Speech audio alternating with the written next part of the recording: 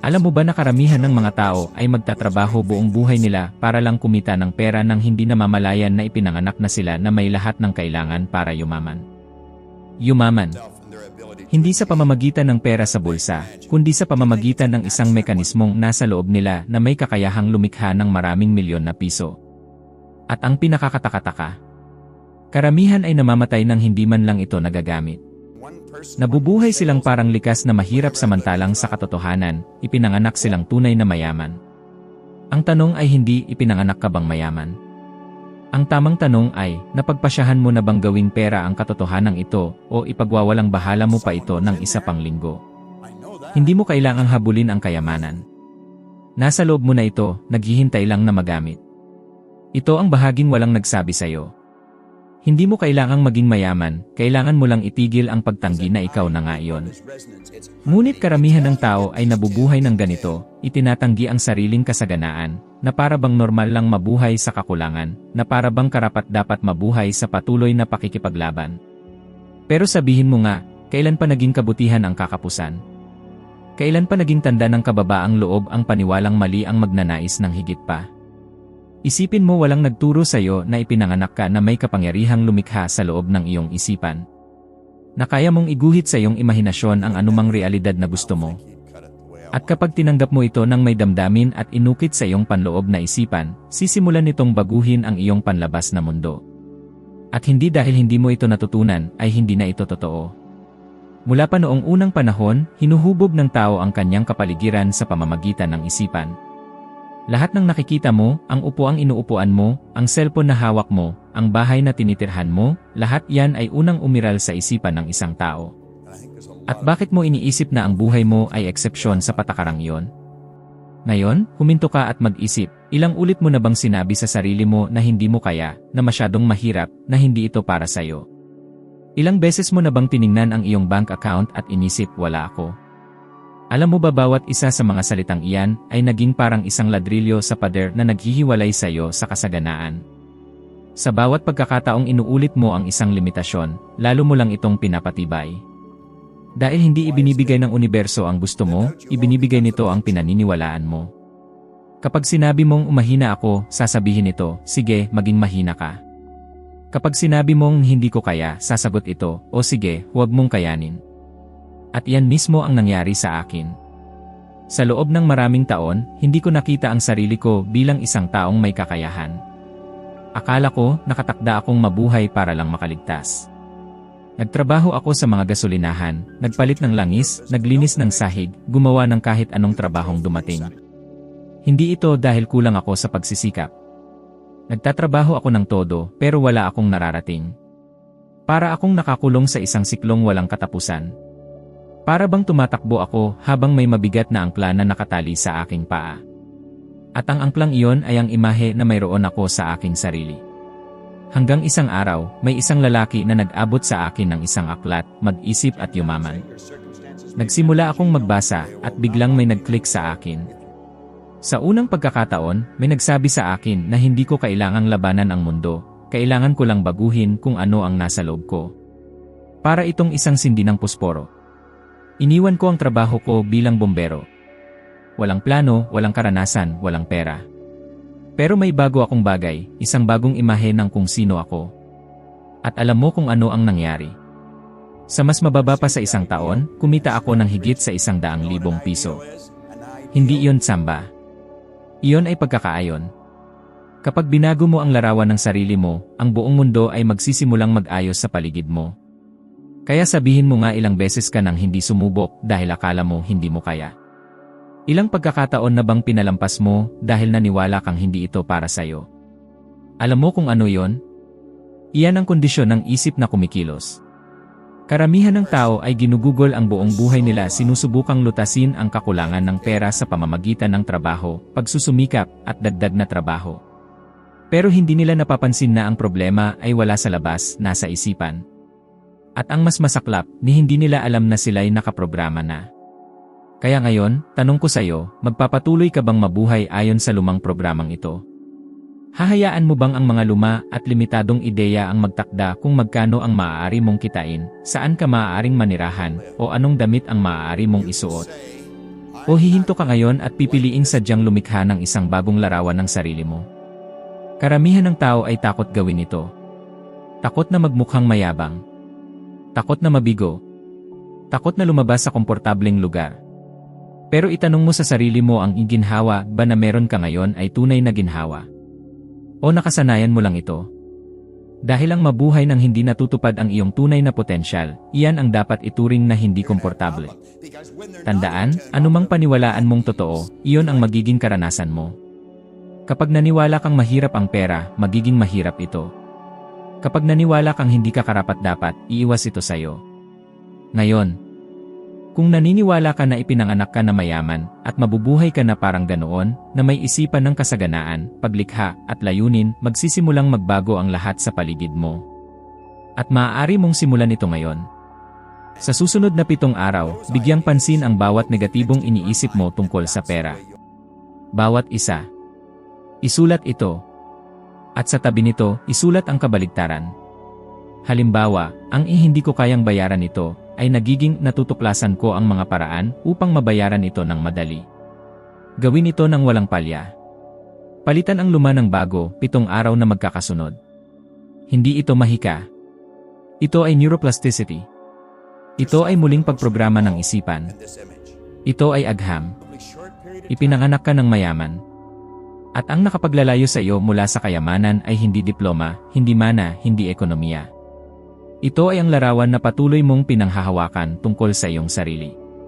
Ngunit maaari mo na itong bitiwan ngayon.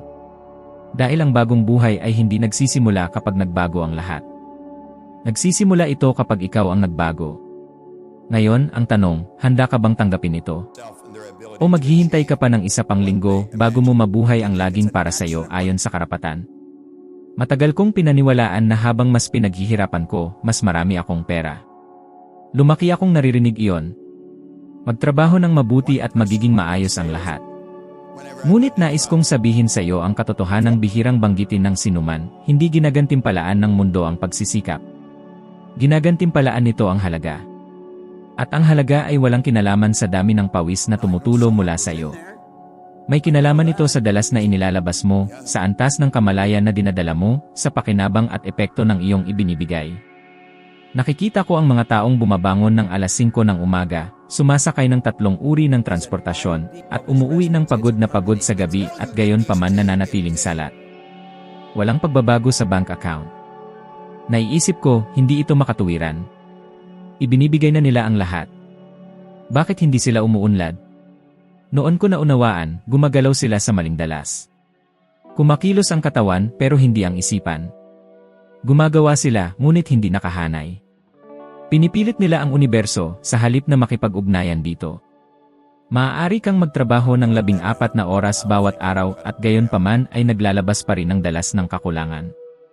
Gumigising ka na iniisip ang mga bayarin, ginugugol ang araw sa pagreklamo sa kakulangan, natutulog na may takot sa bukas. At umaasa ka na bibigyan ka ng buhay ng higit pa. Hindi pinakikinggan ng universo ang iyong pagod. Tumutugon ito sa iyong dalas. At kung ang ibinubuga mo ay kakulangan, hindi mahalaga gaano kalaki ang pagsisikap mo, akitin mo lamang ang mas maraming sitwasyong magpapatibay ng kakulangang iyon. Hindi ito parusa. Ito ay batas. Isipin mo, ilang beses mo nang nasabi ang inais ko lang kumita ng kaunti pa, kung mababayaran ko lang lahat ng bayarin na yung buwan, sapat na yon, hindi ko kailangan ng sobra, sapat lang. Mukhang marangal, mukhang mapagpakumbaba, ngunit ang nakatago dito ay takot. Limitasyon. Paniniwala na mali ang humiling ng higit pa, na ang hangaring umunlad ay makasarili. At habang dala mo ang ganitong uri ng isipan, hinaharangan mo ang agos ng kasaganaan. Nang maunawaan ko ito, nagbago ang buhay ko. Tumigil akong magtanong, paano ba ako kikita ng mas malaki? At nagsimulang magtanong, paano ako makakapagbigay ng mas malaking halaga, na may mas mataas na kamalayan, na mas nakaayon? Tumigil akong habulin ang pera at sinimulan kong habulin ang sarili ko, ang aking katotohanan, ang aking tamang dalas. At alam mo kung ano ang nangyari. Ang pera ay nagsimulang dumating. Sa mga paraang hindi ko inakalang posible. May mga pagkakataong biglang lumitaw, may mga taong tama ang nakilala ko, at may mga ideyang malinaw na dumating. Parang naghihintay ang lahat na itono ko na sa tamang kanal ang sarili ko. Ngunit kailangan kong sabihin, hindi ibig sabihin ito na hindi ka na magtatrabaho. Ibig sabihin nito, ang trabaho mo ay titigil ng maging pasanin at magiging pagpapahayag. Hihinto ka sa pagtatrabaho para lamang mabuhay at magsisimula kang magtrabaho para lumawak. Hindi mo na ibebenta ang oras mo kundi ang iyong enerhiya. At ang tamang enerhiya ay umaakit ng mga yaman, pakikipagtulungan, solusyon, at mga landas na dati ay sarado. Isipin mo si Steve Jobs. Natanggal siya sa sariling kumpanya. Para sa karamihan, iyon na ang katapusan. Ngunit ginamit niya ang sakit na yon bilang tulak. Naglabas siya ng mas mataas na dalas. Itinatag niya ang Pixar. Bumalik siya sa Apple. At muling binago ang mundo. Hindi pisikal na pagsusumikap ang nagdala sa kanya roon. Ito ay ang kaliwanagan ng larawan sa kanyang isipan. Ito ay ang dalas na pinili niyang panindigan kahit pa parang gumuho ang lahat. Ngayon, sabihin mo, ilang beses ka nang napatigil dahil akala mo wala ka ng lakas para magpatuloy? O dahil akala mo ginagawa mo na ang lahat? Ang totoo, pinipilit mo lang ang maling kilos, maling isipan, maling dalas. At nakakapagod iyon. Sapagkat gaano mo man itulak, hindi tumutugon ang universo sa tulak. Tumutugon ito sa tamang tono ng iyong pagkatao. May isang pag-aaral mula sa Harvard Business School na nagpapakita na ang mga taong malinaw na nagtatakda ng kanilang mga layunin, isinusulat ang mga ito at regular na ni-review, ay may 10 beses na mas malaking posibilidad na makamit ang tagumpay sa pananalapi kaysa sa mga taong basta lang nagsusumikap. 10 beses. Ano ang pinatutunayan nito? Na mas makapangyarihan ang malinaw na larawan sa isipan kaysa sa bulag na aksyon. Sapagkat ang larawang nasa isip ang nagdidikta ng kung ano ang iyong maaakit, habang ang pagkilos ng walang direksyon ay nauwi lang sa pagkapagod. Maraming tao ang naniniwalang ito ay mistulang usaping espiritual. Ngunit isipin mo, ang buong katawan mo ay enerhiya na gumagalaw. Ang iyong emosyon ay mga panginginig. Ang iyong mga iniisip ay mga dalas. At ang dalas ay tulad ng istasyon ng radyo. Hindi ka makakapakinig ng musikang klasiko kung nakatutok ka sa istasyon ng mabigat na rock. Sa parehong paraan, hindi mo matatanggap ang kasaganaan kung ang dalas mo ay nasa kakulangan. Kahit gaano mo pa ito naisin. Kailangan mong baguhin ang istasyon. At ang pagbabagong iyon ay nangangailangan ng kamalayan, hindi ng purong pagsusumikap. Kung gigising ka araw-araw na puno ng alalahanin sa mga bayarin, kung palagi mong sinasabi na mahirap ang lahat, na hindi kaya, na patuloy na lumalala ang mga bagay, sabihin mo sa akin, anong istasyon kaya ang tinutunton mo? Anong uri ng oportunidad ang kaya mong maunawaan sa ganyang kalagayan? Anong uri ng mga ideya ang maaari mong malikha? Ngunit paano kung paggising mo ay sabihin mo, ngayong araw, pipiliin kong mag-focus sa kayang kong likhain. Ngayong araw, magpapasya akong ibigay ang aking pinakamahusay ng may sigla. Ngayong araw, pipiliin kong ihanay ang sarili ko sa kasaganaan. Hindi ito hungkag na positibong pag-isip. Ito ay pagbabago ng dalas. At kapag ginawa mo ito ng palagian, unti-unting magbabago ang mundong nakikita mo. Hindi dahil nagbago ang mundo, kundi dahil ngayon ay nakikita mo na ang mga posibilidad na dati ay tinatakpan ng dating dalas mo. Kung pagod ka na, maaaring hindi dahil sobra kang nagtrabaho. Maaaring dahil sinusubukan mong mabuhay sa paraang hindi akma sa tunay mong pagkatao. Ito ang pinakamatinding sumisipsip ng enerhiya, ang mamuhay sa labas ng sarili mong katotohanan. Kaya huminga ka ng malalim ngayon. Payagan mong tumigil sa pagtakbo. Hindi bilang pagsuko, kundi bilang paglilinaw. Bilang pasya. Bilang malinaw na pagpili na bumalik sa sarili at mula roon, likhain ang realidad na tunay na kumakatawan sa'yo. Hindi ka ginawa para habulin ang pera. Ginawa ka para akitin ito sa pamamagitan ng kung sino ang pinipili mong maging. At maaari mong gawin ang pasyang iyon ngayon. Sa mismong sandaling ito. Nang walang dagdag na sandali ng pagkaantala. Ilang beses mo na bang nasabi, alam ko kung ano ang dapat kong gawin, pero sa kung anong dahilan hindi ko lang ginagawa. O kaya, nabasa ko na yan, napanood ko na ang mga video, nakapag-aral na ako, pero parang walang nagbabago. Isa ito sa pinakamalalaking pagkadismaya ng mga taong naghahangad ng paglago sa sarili at pananalapi. Ang katotohanan, ang problema ay hindi kailanman ang kaalaman.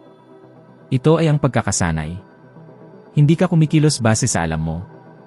Kumikilos ka ayon sa kung ano ang malalim na nakaprograma sa iyo. Naranasan ko ito sa loob ng maraming taon. Alam kong kailangan kong baguhin ang sitwasyon ko. Alam kong may mas malaki pang bagay na nakalaan para sa akin. At gayunpaman, nanatili ako sa parehong mga gawi.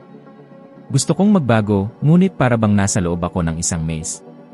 Nakikita ko ang labasan, ngunit tuwing tatangka akong abutin ito, may humihila pabalik. At ang iisang iyon ay hindi ko nakikita, mga nakatagong pattern sa isipan na kumokontrol sa bawat pasya, bawat ugali, bawat reaksyon ko. Akala ko malaya ako, ngunit nakakulong pala ako sa sarili ko. Alam mo kung paano ko ito napagtanto? Isang karaniwang umaga, tulad ng dati. Tumulog ang alarm at bumangon ako sa otomatikong gawi. Ginawa ko ang lahat ng hindi iniisip, nagsipilyo, naghanda ng kape, kinuha ang sasakyan, bumiyahe papunta sa trabaho. At sa kalagitnaan ng pagmamaneho, napansin ko na wala akong maalala sa alinmang detalye ng ruta ko. Gumagalaw ang katawan ko pero wala roon ang isipan ko. Para itong isang biglang sulyap ng katotohanan, hindi ako tunay na nabubuhay, inuulit ko lang. At ganito mamuhay ang karamihan ng tao. Paulit-ulit. Gumigising sa parehong paraan, iniisip ang parehong mga bagay, nararamdaman ang parehong emosyon, gumagawa ng parehong aksyon, at pagkatapos magtatanong kung bakit pareho pa rin ang resulta. Hindi ito malas, hindi ito nakatadhana, at tiyak na hindi ito kakulangan ng pagsusumikap. Ito ay programang nakatanim. At hanggat hindi mo binabago ang paraan ng iyong pag-iisip, patuloy kang mabubuhay sa parehong karanasan, kahit pa mag-iba ang mukha at lugar. Ang utak ng tao ay parang sistema ng pag-uulit. Sa bawat ulit ng isang iniisip, kilos, o damdamin, pinatitibay mo ang isang koneksyon sa loob nito. At kalaunan, nagiging otomatiko na ito. Nagiging gawi. Nagiging ikaw. Kaya kahit alam mo ang lahat tungkol sa tagumpay, kasaganaan, at layunin, kung ang iyong panloob na programa ay nakabatay sa kakulangan, takot, at pagdududa, iyon ang mamumuno sa iyong mga pasya. Hindi mahalaga kung gaano mo kagustong magbago. At higit pa roon, hindi marunong ang walang malay na isip maghiwalay kung alin ang totoo at alin ang paulit-ulit lamang. Hindi ito nagtatanong, basta tinatanggap lang. Kaya kung sa loob ng maraming taon ay sinabi mo sa iyong sarili na hindi ka magaling sa pera, na hindi ka karapat-dapat sa higit pa, na mahirap yumaman ng tapat, na ang mayayaman ay laging may kinuha mula sa iba, tinanggap iyon ng iyong walang malay bilang ganap na katotohanan. Ngayon, gumagana ito ng walang tigil upang panatilihin na ayon ang iyong buhay sa mga paniniwalang iyon. Gagawin nitong makalimutan mo ang mga pagkakataon, ipagpaliban ang mahahalagang kilos, at sirain ang sarili sa mismong sandali ng pagbabago, lahat para mapanatili ang kasalukuyan mong pagkakakilanlan. Kaya nga sinasabi ko, hindi mo kailangan ng mas maraming impormasyon. Kailangan mo ng mulat na pagpapalit ng programa. At nangangailangan ito ng sadyang pag-uulit, araw-araw. Pag-uulit ng kung ano ang nais mong maging, magkaroon, at maranasan. Kailangan mong palitan ang mga lumang larawan ng bago, mga imaheng puno ng kasaganaan, kumpiyansa, at kaliwanagan. At ulitin hanggang sa ito ay maging otomatiko, hanggang maging bahagi na ito ng bago mong pagkatao. Naalala mo noong natuto kang magmaneho. Sa simula, magulo ang lahat, kailangan mong isipin ang bawat detalye, kambyo, preno, clutch, signal. Pero ngayon, ginagawa mo na ito nang hindi iniisip. Nangyari iyon dahil inulit mo ng sapat. Ganoon din sa pagyaman. Kung sa ngayon ay tila mahirap ito, iyon ay dahil hindi pa ito nakatanim sa iyo. Ngunit kung ulitin mo ng paulit-ulit, darating ang oras na ang mag-isip ng malaki ay magiging kasing natural ng paghina. Kapag nangyari iyon, tutugon ang mundo sa bago mong dalas ng walang kahirap-hirap. Magkakaroon ng mga oportunidad na parang lumilitaw mula sa wala. Ngunit hindi ito mahika, ito ay aplikasyon ng agham ng utak. Sinasabi ko ito mula sa sariling karanasan dahil dinanas ko ito. Sa loob ng 26 na taon ng aking buhay, inuulit ko ang mga gawi na nagdadala sa akin sa kabiguan. Nakikita ko ang parehong mga problema na nauulit sa iba't ibang trabaho, sa iba't ibang lungsod, kasama ang iba't ibang tao. Para bang isang pelikula na inuulit ngunit may bagong mga kasuotan. At ang mas masakit, wala akong ideya kung paano magbago. Hanggang sa dumating ang araw na naunawaan ko na ang dapat baguhin ay hindi ang mundo sa paligid ko, kundi ang kwento na paulit-ulit kong sinasabi sa sarili ko tungkol sa kung sino ako. Nang sinimulan kong ulitin ng may malay ang isang bagong larawan, bagong salaysay, bagong pananaw, unti-unting nagbago ang lahat. Hindi dahil naging mas madali ang mundo, kundi dahil ako ay naging mas matatag sa loob. Mas mulat. Mas naaayon sa buhay na nais kong likhain. Kaya kung naririnig mo ako ngayon at nakakaugnay ka rito, alamin mo na wala talagang mali sa'yo. Gumagana ka lang gamit ang lumang programa. At ang magandang balita, maaari mo itong baguhin. Maaari mong simulan ngayon. Pumili ng bagong kaisipan, bagong larawan, bagong damdamin, at ulitin. Kahit sa simula ay tila pilit, kahit tutulan ng katawan mo, kahit hindi mo lubos na paniwalaan, magpatuloy ka lang. Magtiwala sa proseso. Magtiwala sa pag-uulit. At darating ang araw na, halos hindi mo namamalayan, iba na ang paraan mo ng pagkilos. Iba na ang paraan mo ng pag-isip. Iba na ang nararamdaman mo. At iyon ang malinaw na senyales na ikaw ay naging bagong bersyon ng iyong sarili, ang bersyong palagi nang nandyan, ngunit ngayon lang ganap na nagising. Kung nais mong baguhin ang iyong katotohanang pinansyal, ang iyong kalusugan, ang iyong mga relasyon o alinmang bahagi ng iyong buhay, kailangan mong maunawaan ito ng minsanan, ang iyong realidad ay refleksyon lamang ng iyong kamalayan. Hindi ito aksidente, hindi ito simpleng pagkakataon, hindi kasalanan ng gobyerno, ekonomiya, nakaraan o pamilya mo. Isa lamang itong salamin. At ang salamin ay hindi magbabago hanggat hindi mo binabago ang orihinal na larawan. Karamihan sa mga tao ay nabubuhay na sinusubukang baguhin ang mga epekto. Nakikipaglaban sila sa mga sintomas, nilalabanan ang mga resulta. Ngunit hindi nila nauunawaan na ang resulta ay refleksyon lang. At ang salamin ay hindi mababago sa pamamagitan ng puwersa. Maaari mo itong sigawan, reklamo, hampasin, ngunit magbabago lang ang refleksyon kapag binago mo ang orihinal na larawan. At ang larawang iyon ay nasa loob mo, sa iyong isipan, sa iyong kamalayan, sa iyong paniniwala kung sino ka, kung ano ang nararapat sa iyo, at kung ano ang posible. Naalala ko ang panahong parang paulit-ulit na bumabalik ang buhay ko sa parehong punto. Para bang 2 hakbang ang abante ko, pero 3 hakbang ang atras. May magagandang sandali, may progreso, ngunit bigla na lang humihinto ang lahat. Ang mas nakakainis, akala ko ginagawa ko na ang lahat ng tama. Hanggang sa isang araw, huminto ako at tinanong ang sarili ng isang tanong na nagbago ng lahat, ano sa loob ko ang nananatiling nakakapit sa nakaraan? Dahil ang panlabas ay refleksyon lamang ng panloob. Doon ko napagtanto na kahit sinusubukan kong sumulong, bitbit ko pa rin ang lumang imahe ng sarili, ang lumang mga takot, at ang lumang mga paniniwala. Para itong pagtatangkang tumakbo habang nakataas ang preno. Hanggat hindi ko binabago ang nakatatak sa aking kamalayan, walang totoong magbabago sa paligid ko. Lahat ay nagsisimula sa loob. Hindi mo naakit ang nais mo, naakit mo kung ano ka. At ang pagiging ikaw ay hindi tungkol sa sinasabi mo, kundi sa nararamdaman mong totoo. Madalas, sinasabi mong gusto mo ng kasaganaan, ngunit nararamdaman mong hindi ka karapat-dapat. Sinasabi mong gusto mo ng bagong relasyon, ngunit iniisip mong walang magmamahal sa'yo. Sinasabi mong nais mong magtagumpay, ngunit naniniwala kang napakahirap noon. Tumutugon ang universo sa iyong panginginig, hindi sa iyong mga salita. Pinatunayan na ito ng agham. Ipinapakita ng mga pananaliksik sa agham ng utak na mas malakas ang tugon ng utak sa emosyonal na imahe kaysa sa lohika.